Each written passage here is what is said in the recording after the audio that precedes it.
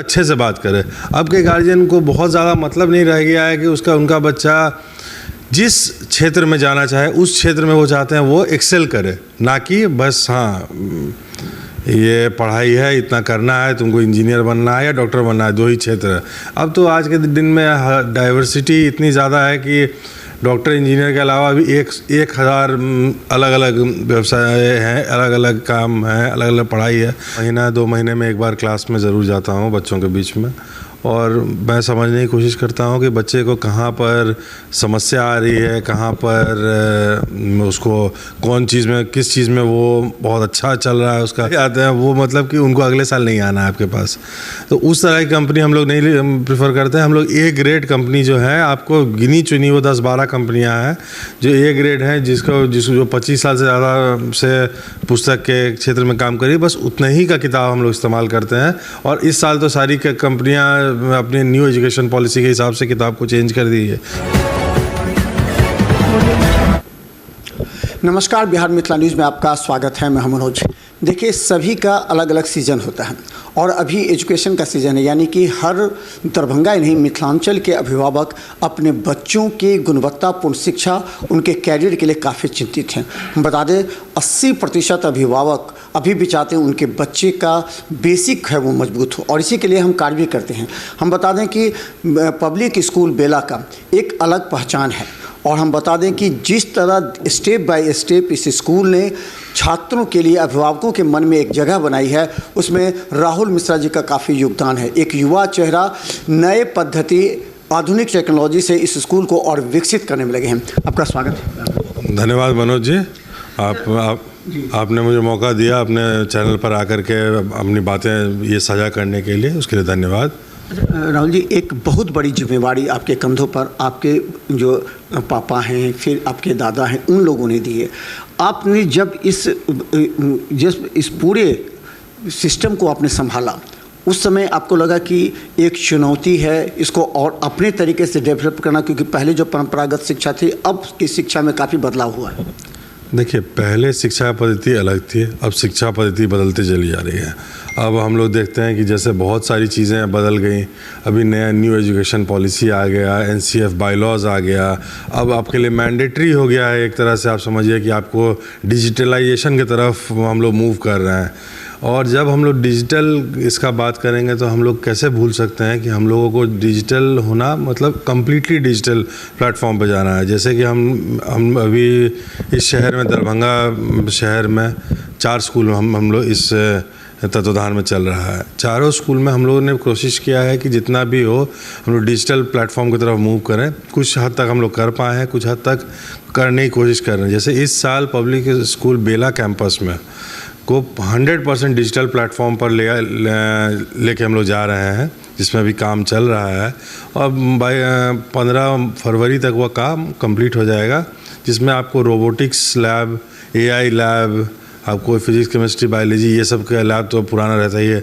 हम लोग इस बार एक नया लैब डाल रहे हैं, वो है लैंग्वेज लैब, जिसमें आपको आपका बोलने का तरीका, आप यहाँ के बच्चे बाहर जाते हैं, अंग्रेज़ी में पिछड़ जाते हैं, अंग्रेज़ी नहीं ढंग से बोल पाते हैं, तो उसके लिए फोनेटिक्स का डेवलपमेंट बहुत ज़रूरी है। तो उस फोनेटिक्स के डेवलपमेंट के लिए लैंग्वेज लैब की स्थापना हो रही है, AI लैब की स्थापना हो रही है, आपको रोबोटिक्स लैब की स्थापना हो रही है, और विभिन्न तरह के हम लोग पूरे स्कूल में डिजिटल क्लासरूम्स और जो भी डिजिटल, जो भी आज के डेट में हम लोग डिजिटली जो भी हम लोग साउंड कर सकते हैं स्कूल को, उतना हम लोग साउंड करने की कोशिश कर रहे हैं। राहुल जी, आप अभिभावकों से भी मिलते होंगे, अभिभावकों की भी सोच जो पहले थी और अभी उसमें भी परिवर्तन हुआ, तो आपने क्या फीडबैक लिया अभिभावकों से? अब वो क्या चाहते हैं, स्कूलों से क्या एक्सपेक्ट करते हैं? देखिए, पहले के अभिभावक जो थे उनका सोच था कि बच्चा को पहाड़ा अगर है तो उसको एक से 25-20 तक का या 29 तक का पहाड़ा याद होना चाहिए। आजकल के बच्चे अभिभावक सोचते हैं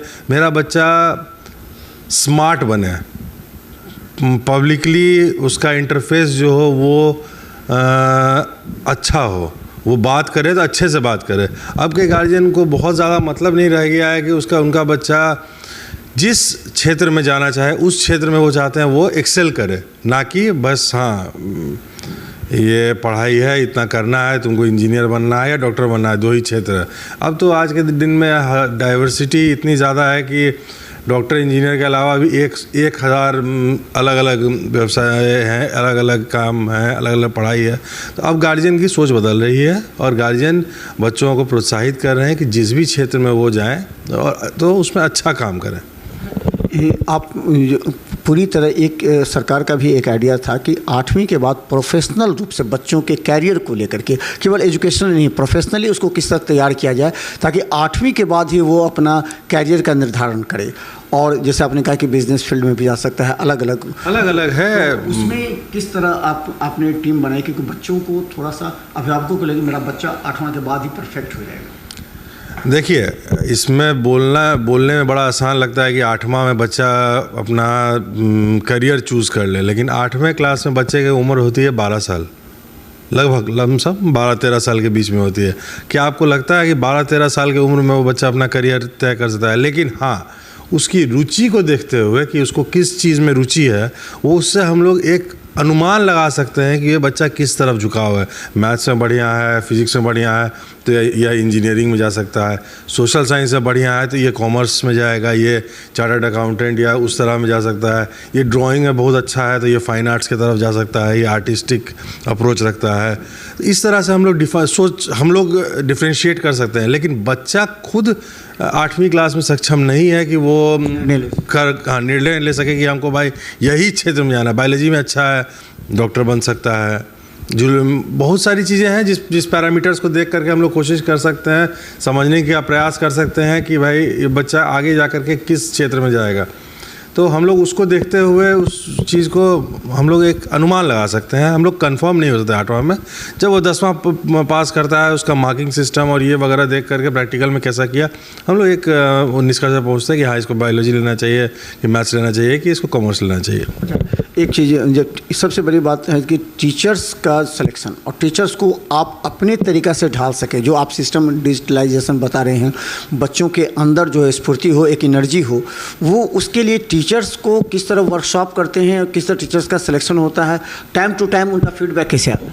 देखिए, टीचर का टाइम टू टाइम फीडबैक है कि मैं खुद भी आपको महीना 2 महीने में एक बार क्लास में ज़रूर जाता हूँ बच्चों के बीच में, और मैं समझने की कोशिश करता हूँ कि बच्चे को कहाँ पर समस्या आ रही है, कहाँ पर उसको कौन चीज़ में, किस चीज़ में वो बहुत अच्छा चल रहा है, उसका किस चीज़ में ख़राब चल रहा है। वर्कशॉप, रेगुलर वर्कशॉप्स होती हैं अलग अलग, जैसे कि हम लोग जो भी पब्लिकेशन की बुक्स यूज़ कर रहे हैं या जो भी करते हैं, उन लोगों के द्वारा भी अपने बुक को पढ़ाने के लिए बेहतर से बेहतर तरीके से अपने बुक को पढ़ाने के लिए उसके लिए वर्कशॉप कंडक्ट किए जाते हैं। एवं CBSE का आजकल सहोदया के साथ जो टाइप हुआ है उसमें रेगुलर वर्कशॉप्स होती हैं। जैसे अभी पिछले 7 तारीख, 8 तारीख और 9 तारीख को नालंदा में सार्क जो ये है बॉडी है, उसके और CBSE के अलायंस से वो 3 दिन का वर्कशॉप हुआ था, जिसमें हमारे स्कूल के लगभग 40 शिक्षकों ने वहाँ पे पार्टिसिपेट किया और नया टीचिंग मेथोडोलॉजी सीख करके वहाँ से आए और अपने और शिक्षकगण में वो शेयर करेंगे।